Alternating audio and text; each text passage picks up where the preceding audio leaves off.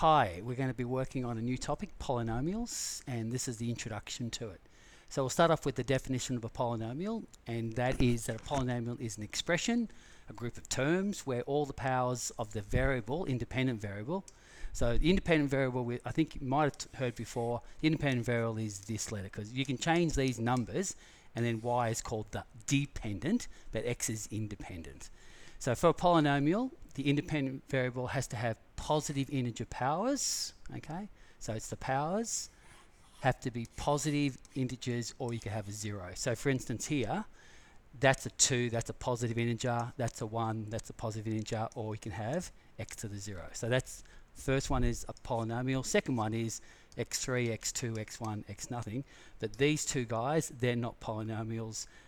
They don't have, like this one would be x to the minus 1, and because you got y squared, it's not a polynomial. Okay, so that's the start. Can you copy that and come across? Okay, so the next thing is these definitions, and you have to know the degree, the leading term, the leading coefficient, and the constant.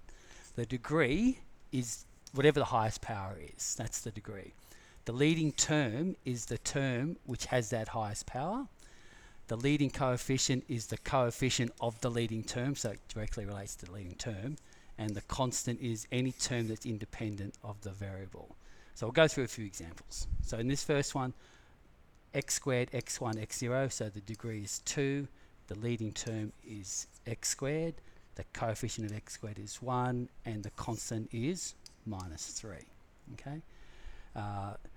The degree, the highest power is 2. The leading term is minus x squared. The coefficient is minus 1, and there's no constant, so the constant is 0. Now this next one, I've just tried to trick you, the degree. X times x times x is x cubed, so the degree is 3. X times x times x is x cubed, so that's going to be the leading term, which has a coefficient of 1. The constant is 3 times minus 1 times 2. So 3 times minus 1 is minus 3 times 2 is minus 6. Okay. The last one, highest power is a 3. The leading term is 6m cubed. The coefficient, the leading coefficient is 6, and there's no constants. Okay. So copy that and come across. Come on, come across.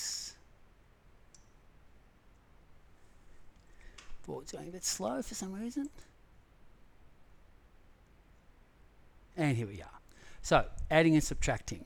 As has always been the case in algebra, you can only add and subtract like terms. So like terms have to have the same power. So here's one polynomial px. Here's a second polynomial qx. Okay. So when I'm adding them, I'm just going to add the same like terms. So x squared plus 3x squared is 4x squared. 3x minus 7x is minus 4x. Minus 5 plus 1 is minus 4. Now, in the second one, I've just tried to trick you a little bit by I haven't got qx minus 2 times px. So this time I'm going to put qx on top. And I'm subtracting, this one was going to be an addition. So I'm lining them up so they're vertically in like terms. So 2 px's, so 2 times x squared is 2x squared. 2 times 3 is 6x. 2 times minus 5 is minus 10. And so 3 minus 2 is 1x squared. Minus 7 minus 6 is minus 13x. 1 minus 10 is 11. Okay, so there's your px, qx added or subtracted, and let's see if there's another page. Yeah, so this last slide is so when adding and subtracting, I find it easier to rewrite. Okay, so here with px and qx, I've jumbled up the terms, but I find it's easier to rewrite the polynomials to have them in descending order, and then you line them up one above each other. Okay, so I'm not adding or subtracting, but if I had px, I'd have minus 7x cubed first, and then I'd have minus 4x squared second, and then I have 3x next.